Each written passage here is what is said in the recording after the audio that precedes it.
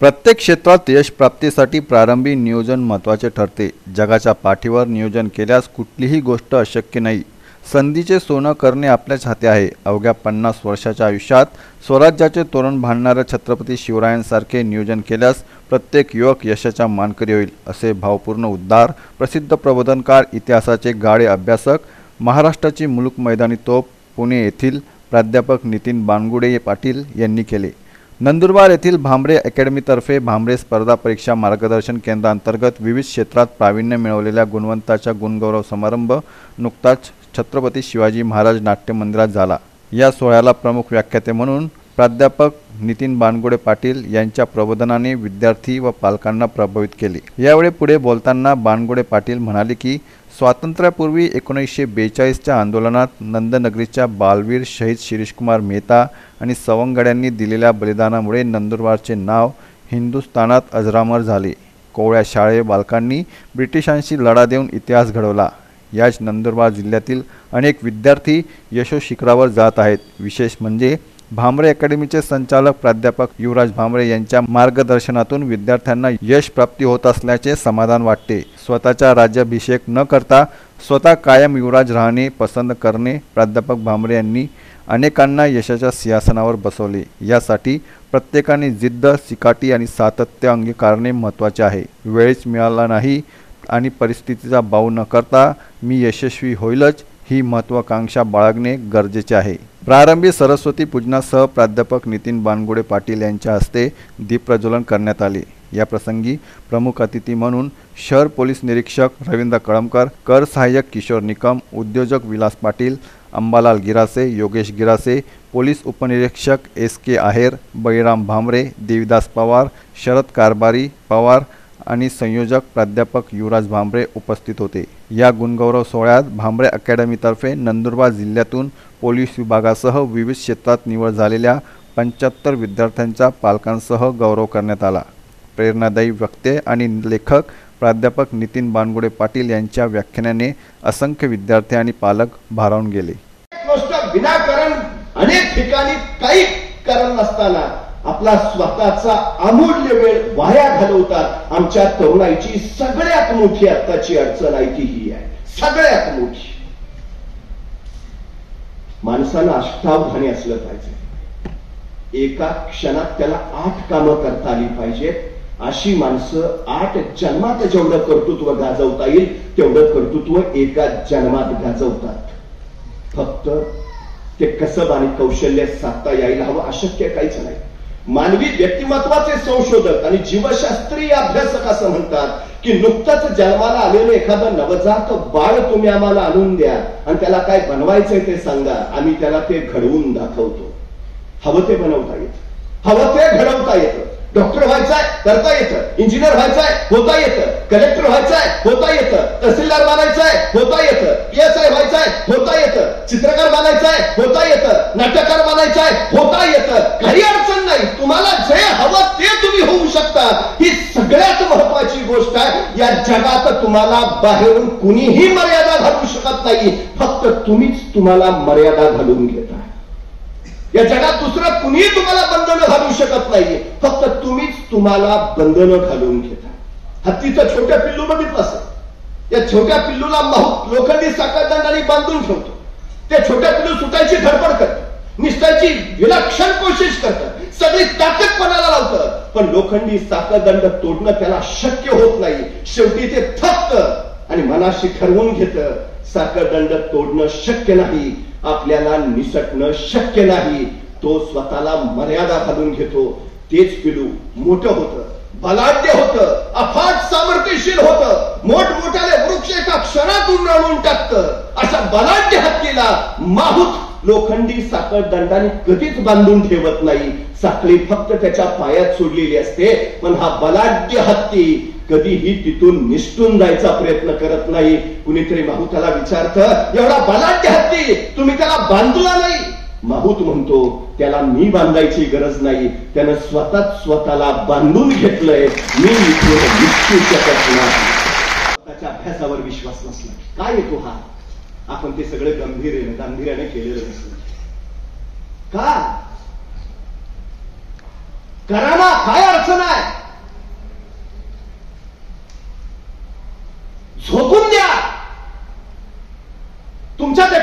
काही नसू द्या.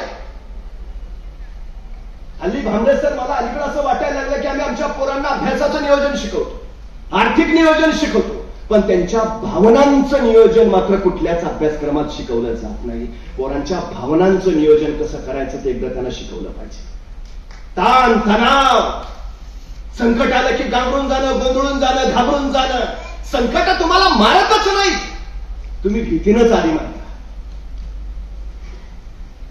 काढून टाकावं डोक्यात नाही. 3 तासाचा पेपर तुमच्या आयुष्याचं भविष्य घडवू शकत नाही. फार नका हे करू. तुमचं काम काय अभ्यास करणं, मनाकोटीच्या समर्पणानं करा, मग जे काय होईल. कसली भीती घेता, काय अजिबात गरज नाही. एक गोष्ट कायम लक्षात ठेवा, माणसं उगाच संकटाचा पाऊल करतात. फार मोठा आहे, वादळ येणार येणार येणार, 2 महिने माणसं डोळे मिटून बसतात. वादळ गेल्यावर माणसं म्हणतात उघड आता गेलं. तो उघडून बघतो, काहीच झालेलं नाही, काहीच नाही, उघडा टेन्शन. तो कशाला, अजून काय नाहीच आहे. परीक्षेच्या आधी तू गेला का पेपरला, बघितलंस का कसा आहे तू, आधी का टेन्शन घेतो. शंका आणि भीती हे 2 गोष्टी तुम्हाला मार्ग असतात. नका काय व्हायचं ते होऊ दे रे. बेधडक राहा, बेदरकार राहा, बिनधास्त राहा. आपल्याला करायचं ते केलंय ना, जितका शक्य होता तितका अभ्यास उरकलाय ना, बस संपला विषय.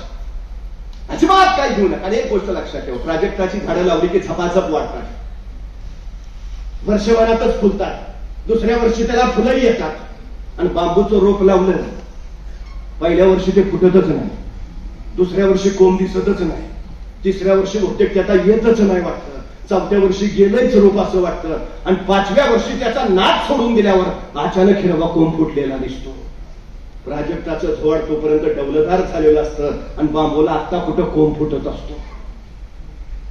पण एकदा कोंब फुटला की तो बांबू इतक्या वेगानं आभाळाच्या दिशेने झेपावतो की प्राजक्ताच्या झाडाला मागं टाकून 5 मजले वर जातो. एखादं वादळ येताना त्या प्राजक्ताच्या झाडाला मुळात सकाळून मळून टाकतं, पण कुठलंही वादळ बांबूला मात्र अजून कधीच उखडून टाकू शकलं नाही. याचं कारण काय माहितीये, काही लोकांना स्पर्धा परीक्षेत यश लगेच मिळतं, आणि काय काय झालं 4 वर्ष झाली, 5वं वर्ष चाललंय. एक सांगू, बांबूचं झाड 5 वर्ष वर येत नाही, पण त्याची वाढ 5 वर्ष जमिनीच्या आत होत असते. ते मुळं इतकी भक्कम करतं की इतक्या आत उंचीवर जातं, पण ती मुळं इतकी भक्कम झालेली असतात, वादळ त्याला उकडूच शकत नाही. प्राजक्ताचं झाड झपाझप वाढतं, वादळ आलं की. त्यामुळे एक समजा, ज्याला लवकर यश मिळालंय तो प्राजक्त आहे. आपल्याला 3 वर्ष झाली म्हणजे नक्कीच आपण बांबूचं रोप आहे. मुळं घट्ट करायचं काम चालू आहे. भांबरे सर यशस्वी झाले का? कारण त्यांना दिवसाचे 48 तास मिळतात.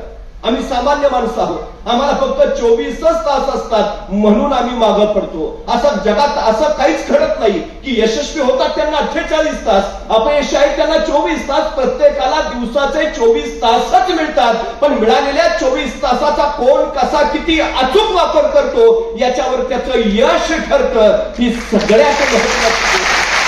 म्हणजे आयुष्यभर तुम्हाला राजासारखं जगता येईल. पण जर ही कष्टाची 2-3 वर्ष तुम्ही राजासारखं जगलात तर आयुष्यभर तुम्हाला गाढवासारखं कष्ट करावं लागेल. ही सगळ्यात महत्वाची गोष्ट लक्षात ठेवा. काय व्हायचंय, गाढव की राजा, हे जगातलं इतर कुणीही ठरवू शकत नाही. ते फक्त तुम्हीच ठरवू शकता, आणि तुम्हीच ते करू शकता. ही सगळ्यात महत्वाची गोष्ट आहे. या जगात तुमचा पराभव दुसरा कुणीही करू शकत नाही. या जगात फक्त तुम्हीच तुमचा पराभव करू शकता. या जगात दुसरं कुणीच तुम्हाला जिंकून देऊ शकत नाही. या जगात फक्त तुम्हीच तुम्हाला विजय करू शकता. हे पहिलं लक्षात ठेवा. त्यामुळे जे आपल्या हातात आहे त्या प्रत्येक क्षणाचा वापर करणं, त्या क्षणांना संधीचं रूप देणं आणि मिळालेल्या संधीचं सोनं करणं हे इतरांच्या नव्हे तुमच्याच हातात आहे. हे पहिलं लक्षात असू द्या. अनेक लोकांना वेळ सरत नाही आणि अनेक लोकांना वेळ पुरत नाही. अनेक लोक वेळ नाही म्हणून मागं पडलो अशी केविलवाणी सबब सांगतात, तर अनेक लोक वेळ होता पण करायचंच साधलं नाही अशी कारण सुद्धा देतात. खरं तर वेळ गेलेला परत आणता येत नाही, घेता येत नाही.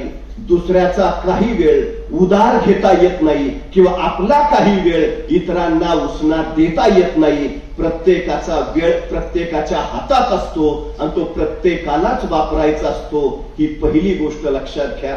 5 वर्षाचं महत्व जर तुम्हाला माहिती करून घ्यायचं असेल तर निवडणुकीत पराभूत झालेल्या एखाद्या पराभूत उमेदवाराला विचारा, 5 वर्ष किती महत्वाची. तो सांगेल तुम्हाला 5 वर्षाचं महत्व.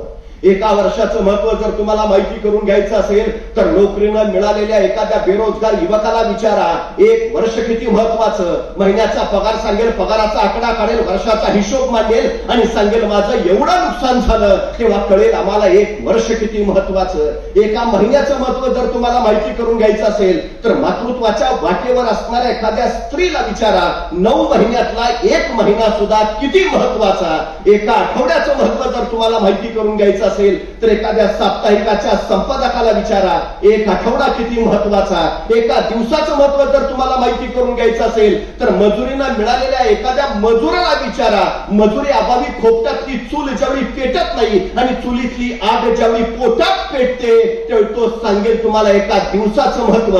1 तासाचं महत्व जर तुम्हाला माहिती करून घ्यायचं असेल तर जगदत्या अलेक्झांडरला विचारा. जगाचा सम्राट होता, जगाचा बादशाह होता, पण मृत्यूशय्येवर पडला होता आणि आपल्या वैद्याकडे केविलवाणी प्रार्थना करत होता की मला फक्त 1 तास जगवा, फक्त एक तास जगवा. त्या जगदत्या अलेक्झांडरला विचारा, 1 तास किती महत्वाचा.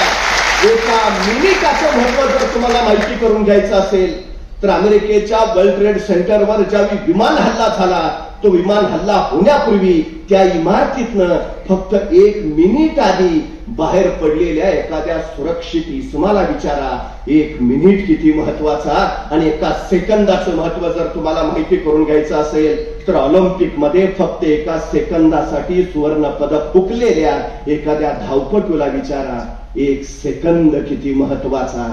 अरे सेकंदा, मिनिटा, तासा, दिवसाचं मोल जर एवढं असेल तर तुमच्या हातात असलेल्या तुमच्या घडवण्याच्या काळाचं मोल किती असेल हे पहिलं लक्षात ठेवा.